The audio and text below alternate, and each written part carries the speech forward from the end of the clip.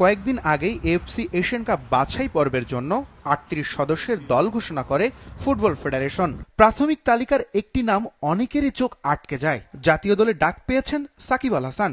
Champions ট্রফিতে জায়গা না পাওয়া সাকিব কি তবে ফুটবলার হয়ে গেলেন? বিষয়টা এমন নয়। এই সাকিব আল হাসান হলেন মোহামেডানের গোলরক্ষক। প্রিমিয়ার লিগে দারুণ পারফরমেন্স দিয়ে নজর কাড়েন জাতীয় দলের স্প্যানিশ কোচ হাবিয়ের কাব্রেরার। ডাক পান জাতীয় দলের প্রাথমিক দলে। এক সময়ের বিশ্বসেরা অলরাউন্ডার ক্রিকেটার সাকিব আল হাসানের সঙ্গে নামের পাশাপাশি আরও একটি মিল রয়েছে ফুটবলার সাকিবের। দুজনেই বিকেএসপির সাবেক শিক্ষার্থী। নওগাঁ থেকে উঠে আসা এই তরুণ নিজের মুখেই জানালেন সাকিব আল হাসান নামের পেছনের গল্প।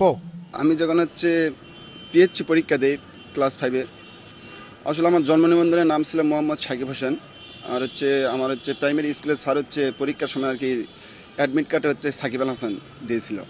পরে যেহেতু অ্যাডমিট কার্ডে লিখছে সাকিব আল হাসান, পরে পরীক্ষার পরে সার্টিফিকেটেও সাকিব আল হাসান আসছে। পরে এটা চেঞ্জ করে বিকেএসপিতে ভর্তি হওয়ার আগে সাকিব আল হাসান জন্ম নিবন্ধনে সাকিব আল হাসান দিয়ে ভর্তি হই। নিজের খেলোয়াড়ি জীবনে সাকিব আল হাসান নামের কারণে পড়েছেন নানা বিড়ম্বনায়। তাকে নিয়ে হাসি ঠাট্টাও করেন অনেকে। তবে এসব গায়ে মাখেন না মোহামেডানের সাকিব আল হাসান। বন্ধু বান্ধবরা বলতো যে সাকিব আল হাসান কেমনে হলো নাম।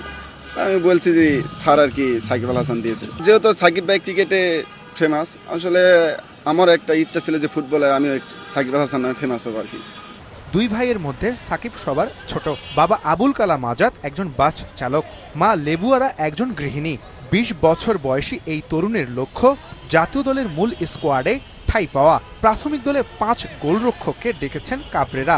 সেখান থেকে মূল দলের সুযোগ পাবেন 3 জন। সাকিব আল হাসানের জন্য কাজটা কঠিন হলেও চ্যালেঞ্জ নিতে প্রস্তুত তিনি। 5 জন গোলকিপার আছে ন্যাশনাল টিমে, 4 জন পরীক্ষিত। আসলে টার্গেটটা আমার আছে যে স্কোয়াডে থাকার। চ্যালেঞ্জটা বড়ই হইতেছে, বাট আমি চেষ্টা করবো আমার সর্বোচ্চ 23 জনে থাকার। মোহামেডানের বর্তমান কোচ আলফাজ আহমেদও এই তরুণকে নিয়ে আশাবাদী। বিশ্বাস করেন জাতীয় দলের মূল স্কোয়াডে জায়গা পাবেন সাকিব আল হাসান। গোলকিপিংয়ের যে রিফ্লেক্সটা তার সবচেয়ে ভালো। বাংলাদেশে অনেক গোলকিপার আমি দেখেছি, তার রিফ্লেক্সটা অনেক ভালো এবং কিছুটা ঘাটতি আছে কোচিংয়ের। ভালো কোচের আন্ডারে যদি গোলকিপার কোচটা তার কিছু ল্যাকিংস আছে ধরিয়ে দিতে পারে, আমার মনে হয় বেস্ট গোলকিপার হবে। আগামী 28 ফেব্রুয়ারি ঢাকায় ক্যাম্প শুরু করবে জাতীয় দল। সেখানে যোগ দেবেন সাকিব আল হাসান।